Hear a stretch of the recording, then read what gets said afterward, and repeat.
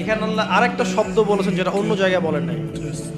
অনেক জায়গায় কোরআনে আছে মানুষকে কিভাবে সৃষ্টি করা হয়েছে, কিন্তু এই সূরার মধ্যে, সূরা সদের মধ্যে একটু ব্যতিক্রম আছে, আরেকটু ভালোবাসা।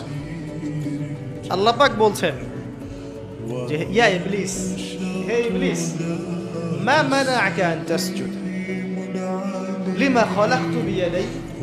হে ইবলিস, তোমাকে কিসে বারণ করলো তাকে সিজদা করতে যাকে আমি আমার হাত দিয়ে সৃষ্টি করেছি?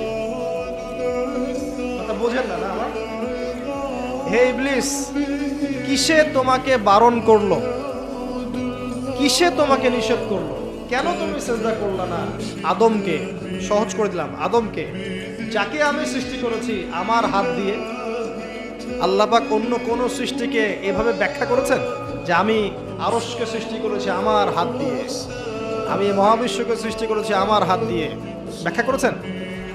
বাকি সৃষ্টির ক্ষেত্রে আল্লাহ পাক বলেছেন, আল্লাহ পাক যখন কিছু করতে চান খালি বলেন কুন ফায়াকুন। তা আদমের ক্ষেত্রে আল্লাহ পাক বলেননি কুন ফায়াকুন, বলেছেন? কথা বুঝতে পারছেন? আদমের ক্ষেত্রে আল্লাহ পাক বলেছেন আমি তাকে আমার হাত দিয়ে সৃষ্টি করেছি। হাতের ব্যাখ্যা কি সেটা নিয়ে আমাদের তর্ক করার দরকার নাই। মূল কথা হচ্ছে এখানে আল্লাহ